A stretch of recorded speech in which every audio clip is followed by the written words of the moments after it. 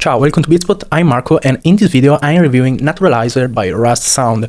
This plugin helps you kind of make your audio feel more natural. So it's adding some randomness in your sound, and let's dive into it. So let's look at the Naturaliser in action on this hi-hat pattern. So I'm just turning off the Naturaliser, so this is the straight hi-hat pattern.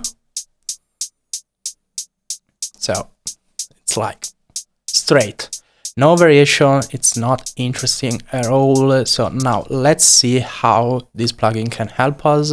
So let's turn it on, and this is the default preset I just cranked up to 100%. So it's adding some sort of groove, some sort of velocity, and we have sound controls. So we have spectral, transient, and color. So let's try one by one and let's listen to how each one kind of helps with making the sound more interesting. So let's start with spectral.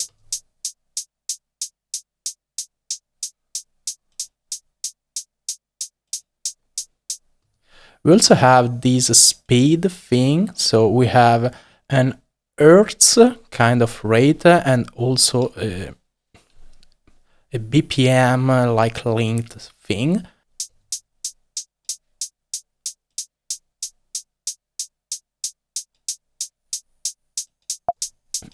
So we have this speed thing, we have like hertz and BPM sync to the DAW host, you know, that stuff. And this is adding some little movement.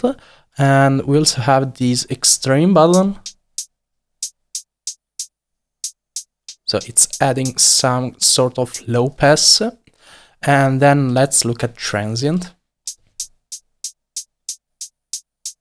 So it's making some hits softer, like it's lengthening the attack by basically turning down the transients.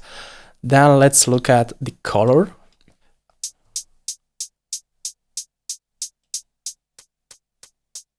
It's some sort of bit crusher, saturation stuff. It's darkening the whole sound. And so other things, we have this threshold.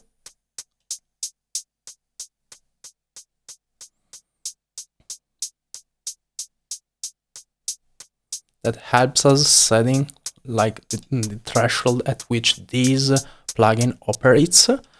And then we also have this swing. So we are just adding some swing to this fixed ratio.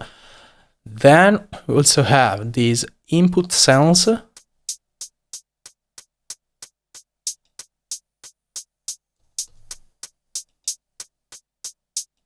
Then we also have this noise.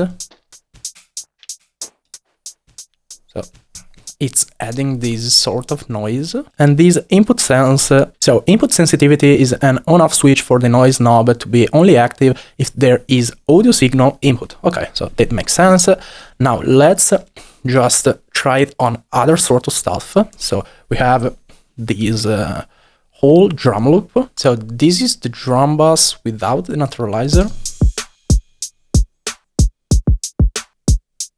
with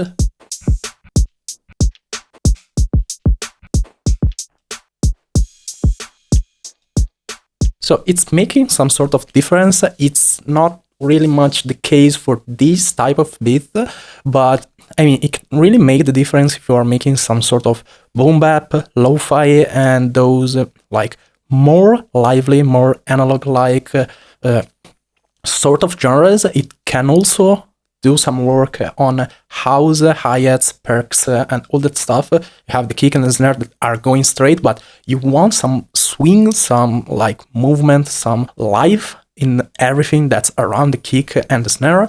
I mean, this is something that you can also do with your stock plugins, but it requires some sort of setup. And I mean, I don't know how easy it is to do within other DAWs than Ableton. I had a few racks to do this kind of stuff, but I mean, it really takes some work to get the rack you want. And all this stuff, it's basically putting all together and also giving some visual representation.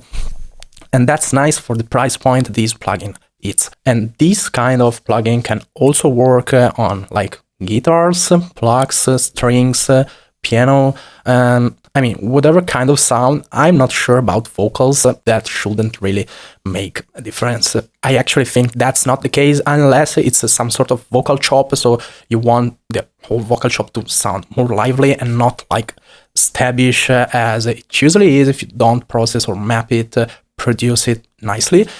This plugin has a role both in a production stage, but also in a mixing stage. I mean, if you have some poorly produced track, you can just slam this and have some movement, and then use all your compression, EQs, saturators after, so they are responding unevenly as they would with like a straight sounding sound, and also have that kind of layer of like liveliness and randomness and humanliness, if that's a word, in your mixes. So this is it for this video. Hope you enjoyed it. See you in the next one.